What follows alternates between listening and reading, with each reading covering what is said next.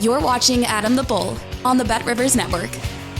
Welcome, everyone, to the latest edition of the Bullpen with Adam the Bull, brought to you by BetRivers. Coming up on today's podcast, we got to talk about the Cleveland Guardians and a wild win over the Yankees last night.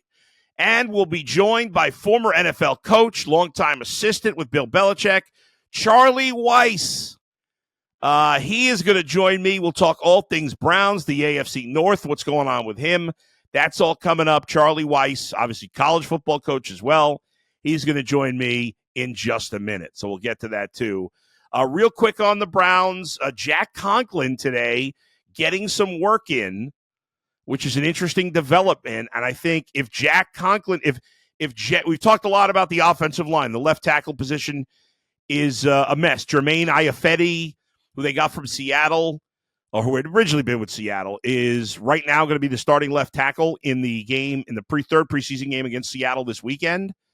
But if they could get Jack Conklin back before Jed Wills, you wonder if the Browns would consider starting Jack Conklin, who's mostly been a right tackle in his career, has only played right tackle when he's been healthy here in Cleveland, could start at left tackle, and that, even though it would be, to some degree, a newish position. He's played it in the NFL, but not recently. Certainly, if he's healthy or close to 100%, he'd be a lot better than all the other options they have there. So that's something to keep an eye on. Today is the last official day of training camp, the last time that the fans can come in with the final preseason. The Browns are traveling to Seattle tomorrow. They'll play the late Saturday night game. They'll get back early Sunday morning, and then the cuts will come in Sunday and Monday for the 53-man roster set on Tuesday. Again, later in the podcast, I'll get to the Guardians. Of course, this podcast, as always, is brought to you by BetRivers. If you're not using the BetRivers app, I have no clue what you're doing right now. The BetRivers app has got you covered, whatever you want to do. The NFL season underway, futures, Major League Baseball continuing. Hey, believe it or not, not too long till we got the NHL. Not too long till we have the NBA coming back. College football starting 10 days, something like that. That's right around the corner. So much to get into. Tennis, we have you covered with that as well. So make sure you check out the BetRivers app. When I come back, I'll be joined by former NFL and college football coach Charlie Weis. He joins me next right here in the Bullpen with Adam the Bull, brought to you by BetRivers. All right, welcome back to the Bullpen with Adam the Bull, brought to you by BetRivers. We're now joined by longtime NFL college football coach Charlie Weis is with us. Charlie, how are you? Thank you so much for joining me. Oh, I'm doing great. We're just fighting a vicious afternoon thunderstorm down here in South Florida. So my dogs are going crazy because they're not big fans. No, needless to say. Yeah, I hear you. My dog goes running for the closet every time it thunderstorms up here in Cleveland. They don't like that. They don't like 4th of July is probably not easy for you either, right? Well, the 4th of July is worse on the horses than the dogs. Oh, okay. My wife's an equestrian rider, so they don't like that. No, they're not big fans of the fireworks. All right. Well, will the rain at least cool things off for you down there? No, actually, ironically, it becomes more humid when it rains here, and it actually gets warmer, not colder. Oof, that's terrible. That's terrible. Yeah. I'm curious, Coach, when at this time of year, as camps are going on, you're headed down the home stretch of the preseason, are there moments where you miss being on the field with the guys, or are you happy to be done with it? Oh, no, that happened for a lot of years now. I mean, I've been out for a while. For the first bunch of years, see, as a coach, it's different than for a player.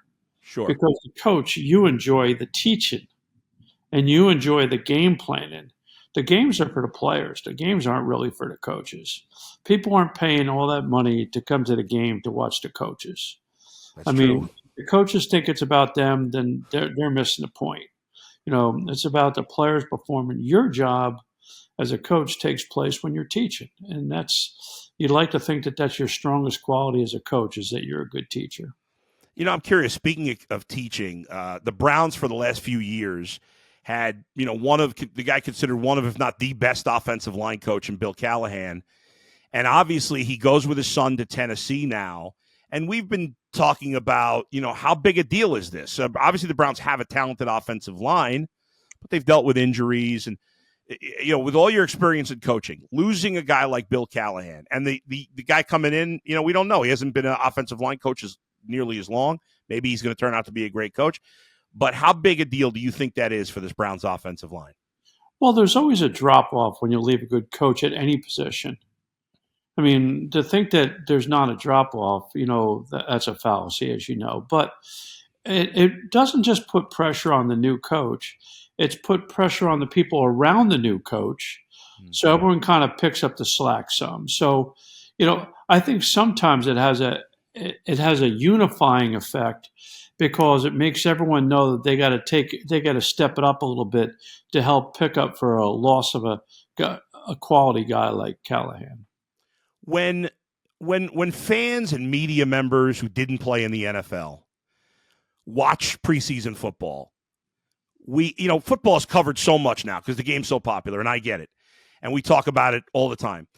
But I feel like fans and media members feel like they can learn a lot from the preseason. Now, my argument is I don't think as a fan or a media member, we really learn anything in the preseason. You guys, the coaches, the players, I think you learn. It's part of the whole, everything else you're doing getting to the season. But from an outside perspective, do we really learn much in the preseason? Well, I mean, you have to understand that preseason football has completely changed right from what it used to be.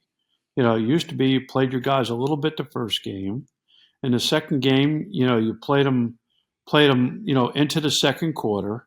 In the third game, you played them into the into the second half. Right. So they had to go in at halftime, get used to that 12-minute, 13-minute halftime to come back out and be ready to play again. And the fourth game was dictated by how things were going. If you're doing crummy, the guys might play the whole fourth game. Right, yeah. If you were doing well, you'd rest as many guys as you possibly can. That's not the game today. Yeah. And each organization does it different. Like there's some guys that don't play anyone in preseason. Yeah. But the one thing that fans can learn from preseason is those guys that are fighting for roster spots. Okay. That's one thing that does happen in preseason games because if I asked you who were the first 44 on the Browns, you'd be 44 out of 44. Right. But if I asked you who's 45 to 53 and who are the practice squad guys, you couldn't guarantee me any of them. That's fair. Because some guy that you think is going to make the team, well, he's going to make the 53. All of a sudden, some young guy who's a $500,000 cheaper than that guy you're talking about is playing just about as good. Guess what? The veteran's gone and they're keeping a cheaper guy. So that's when decisions are made more monetarily when the battle's even close. You're going to go for the cheaper guy than the more expensive guy. But when you do watch preseason games, whether it's the first quarter or the fourth quarter, you're watching guys fight for roster spots, not only on their team, but on other teams. Yeah. Because if they get cut, and somebody likes what they saw in those preseason games, somebody might say, well, he's better than our 53rd guy. Right. Let's go get him. So that's what you do see in preseason games. Deshaun Watson has barely played in his 2 years in Cleveland. He's played 10 games. Well, technically 11, but he got knocked out very early in that 11th game. He hasn't played at all in the preseason. Obviously, he's coming off a pretty unique injury from last year. He supposedly, originally Kevin Stefanski had said he was going to play in the third week. Now there's some question about it because the left tackle situation's a big mess. How much of a factor would it be for you that he's played so little last 2 years, and how important, if at all, do you think it is for him to play in this third preseason game? Well, I think that the coaches are learning a lot more in practice than they would in any preseason game. Especially these competitive practices that teams have now, where they go against other teams, and that's when the good guys are playing against the good guys, so to speak.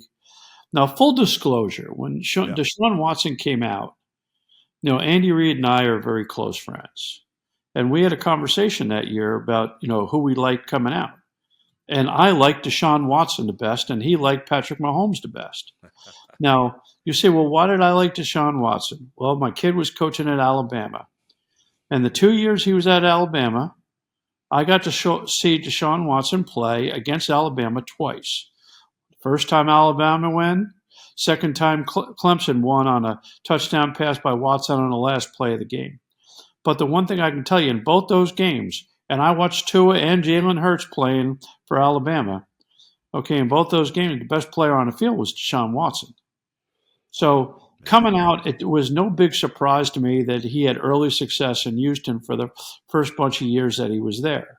That being said, I mean, what quarterback, who in their right mind, whether you're a quarterback guy like I like to consider myself or not, who in their right mind would say somebody who hasn't played much the last couple of years is ready to go? Yeah. I mean, you just can't say that. Now, he might come out and be the best thing since sliced bread. And to be honest with you, Cleveland's got all the places and all the pieces in place to be a really successful team. But if he's just a good quarterback, that's not going to be good enough. He's got to be better than just a good quarterback. He can't just be better than serviceable. He has to be very good. Because if he's not, that division is too tough. They won't even get out of the division, let alone make the playoffs. So, unfortunately, wins and losses very often are put on the hat of the head coach and the quarterback. When you win, it's because of the head coach and the quarterback. Yeah. When you lose, it's because of the head coach and the quarterback. Yeah. So everything's put on those two people. So I think the organization really needs Deshaun Watson to step it up big time if they're going to be competitive in the AFC North this year. I don't think there's any doubt about it. It's funny. There's a real split amongst the fan base here in Cleveland. And some of my fellow media members, they're trying to argue with me.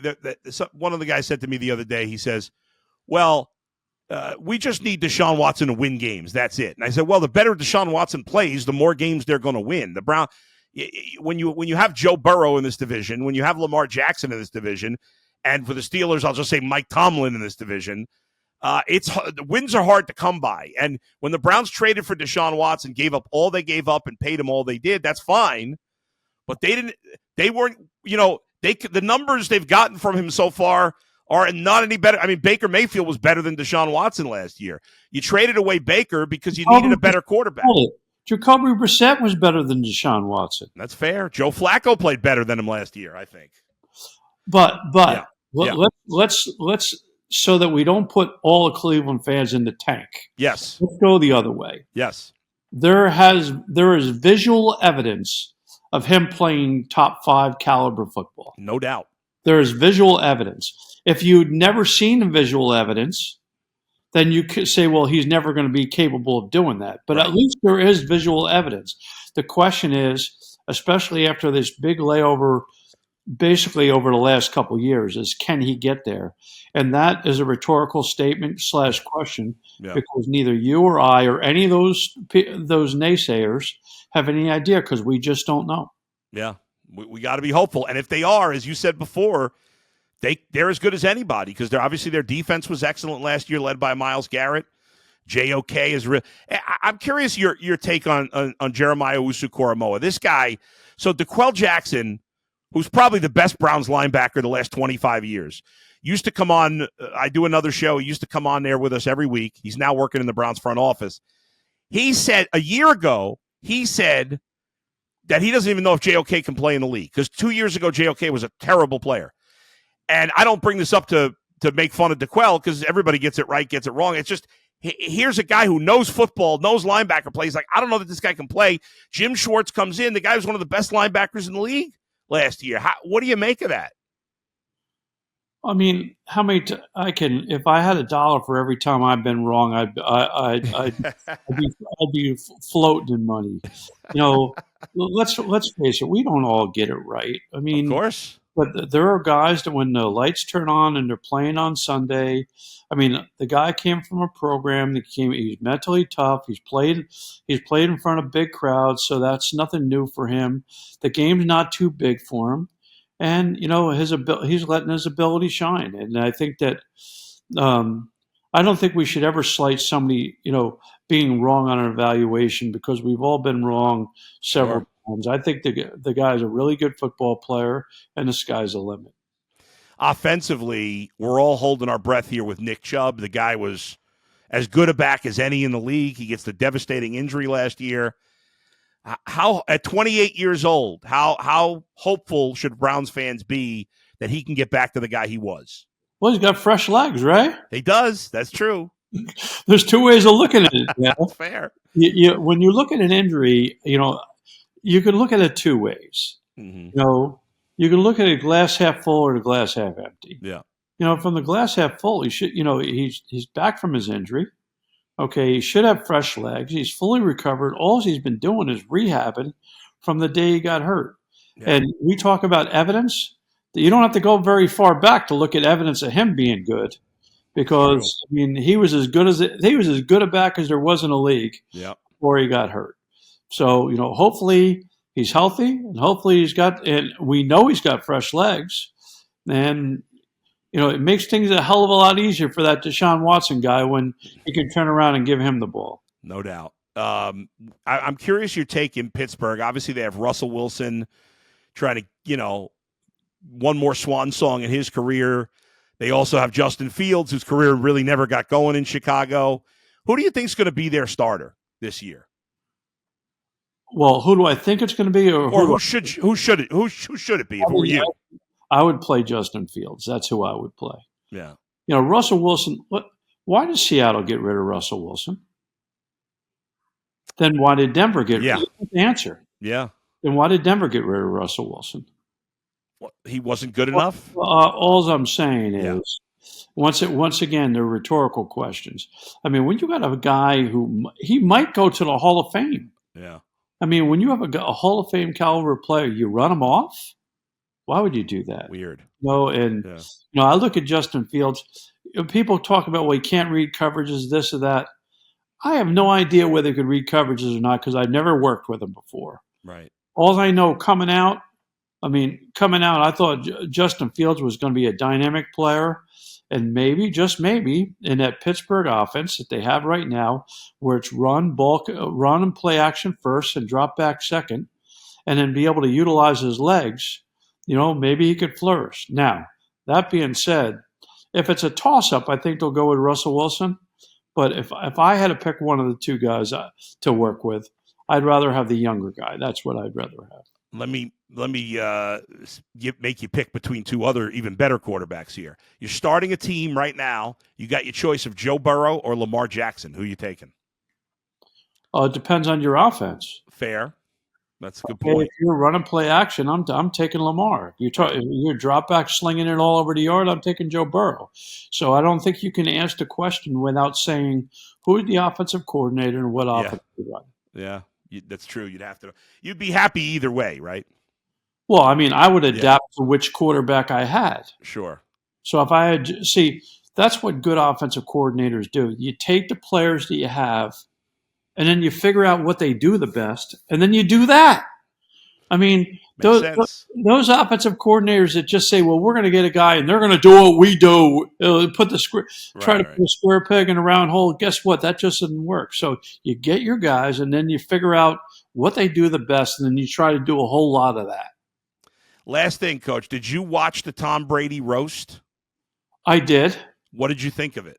I was disgusted by it. I was not a fan. Not a fan. There were a couple times, because I'm a New Jersey sarcastic guy, that there was a few things that I found humorous. But unlike you, I'm personally involved. Right, sure. I felt bad for the two mothers of his children, and I felt bad for his children, and I felt bad for his parents, and I felt bad for his sisters and his nieces and nephews. I don't on second thought, I'm not positive about nephews, if there are nephews. But that being said, I felt bad for his family. Yeah. So when everyone else, and laughing at the jokes and all that other stuff. Yeah. Well, I thought it was foul. And I thought as somebody who was personally involved, remember now, this was like a son almost when he was young. Now, of course, he's a superstar now, and he's outgrown me. But at that time, he was a 22-year-old kid. my son looked up to like a big brother. Yeah. So you look at it differently. So Sure. I was not a big fan at all. Did you have any idea when he was young what he could become? I didn't know what he was going to become until a game midway through the first year that he was playing. We were playing, I always messed it up. It was either the Chargers or the Saints. I think it was the Chargers, but it was about the midway point of the year. We had a losing record. Yeah. This was after Bledsoe had got hurt. We had a losing record.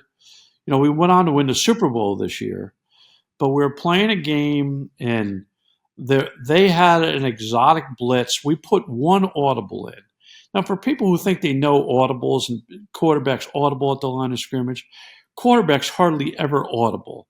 Audible is when you change a play that isn't part of the potential play call. Teams use check with me's. They don't use audibles. Okay. Like, we're going to run this play, but if it doesn't work, we're going to check to that play. Audible is not part of the play. We're going away from everything we said, and we're going to call a totally different play. So we had one check in a game, one. So we're down in a game by 2 scores. Tommy leads us to 2 scores, a touchdown and a field goal, and a 2-point conversion to tie. So now we're tied. We go into overtime. They had not run that blitz the whole game. So our defense stops them. We get the ball back, and on the first play of the first offensive play of overtime, here comes that blitz. And I got a pass called, and I said, oh, no, there's no way he's going to see it. Sure enough, he sees it after not having it for 60 minutes in overtime. Okay, steps back, makes the audible, throws a pass 55 yards down the field. David Patton's about ready to catch the ball and run for a touchdown. They tackle him, a PI. Next thing you know, we roll out this Vinatieri guy, kick a field goal, and win that game. And I went home that night, and I said to my wife, Maura, I said, honey, I think we got something special here. Well, you were right. It's unbelievable. Well, no, he was right. I just happened to be the relayer of the message. Final and most important question. Will you make an argument for New Jersey pizza being better than New York pizza? Well, look, everyone from New York wants to be from New Jersey. Where do they all go? If they're not going to the Hamptons, okay, they're all going to the Jersey Shore. Every one of them. That's where they go. Yeah. They don't go to Jones Beach. They go to the Jersey Shore. That's where.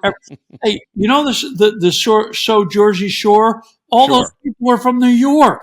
That's None true. of them are from New Jersey. So New Jersey people are getting a slight because all those people from New York that want to be at the Jersey Shore. But if you ask me who is better, it's not close. Just like, where do the Giants play? In New Jersey. Where do the Jets play? In New Jersey. Where are their offices? In New York, right? No. Oh, they used to be in New York, but now they're in New Jersey. Oh, New Jersey. That's true. Okay. They should be called the New Jersey Giants and New Jersey Jets. That's fair. Okay, that's what they should be called. So, in full disclosure, no disrespect to the people from New York, because I love New York. But if you're either from New Jersey or you wish you were from New Jersey. That's the 2 choices. It's an underrated state. My wife's from Montclair, New Jersey. So there you go. Now that's the preppy part of the state. All the rich kids lived up in Montclair. Did she go to Montclair? Did she go to Montclair, Kimberly? She didn't go to that fan. No, she's not that. They was not living that lifestyle. No, not that. Kyrie Irving was going to Montclair, Kimberly, I think. Yeah. Okay, so which beach does she go to? We live in Cleveland now, so we don't really go in that often. Did she go to? I don't know. I should know that information. It's a bad job out of me. Somewhere. Did she go to Seaside? Did she go to Point Pleasant? Did she go to Spring Lake? Did she go to Belmar? Did she go to Manasquan? Or did she? I know she didn't go down the south part of New Jersey. You want to know I know that? Because that's where all the Philadelphia people go. All the Philadelphia people go down to Cape May and Wildwood. Oh, yeah. That's why, literally, if they cut New Jersey in half and the southern part of the state drifted into the ocean, no one would care. No one would care. Coach, great stuff, man. Thank you for taking the time. All right. Take care. Great talking with former NFL and college football coach Charlie Weis, looking at the Browns and a whole lot more. Excited about the start of the season. I know he's excited about the start of the season with the first regular season game in the NFL just 2 weeks away from tomorrow, and the Browns playing their first real game, 2 weeks from Sunday. Can't wait. One thing I wanted to get into before we wrap up for the day, the Guardians, who had a terrible weekend this past weekend, got swept, of course, in just an awful series where they could not score against the Brewers. Played a wild game yesterday against the Yankees. They win 9-5 in 12 innings. For 11 innings, the Guardians, I think, were 2 for 15 with runners in scoring position, something crazy like that. They could not get a clutch hit the whole game. The Yankees pitchers walked 11 batters. I think only one scored in the first 11 innings. The Guardians did manage to get 3 runs, including a home run by Brian Rocchio, which temporarily gave the Guardians a 3-2 lead in the fourth inning.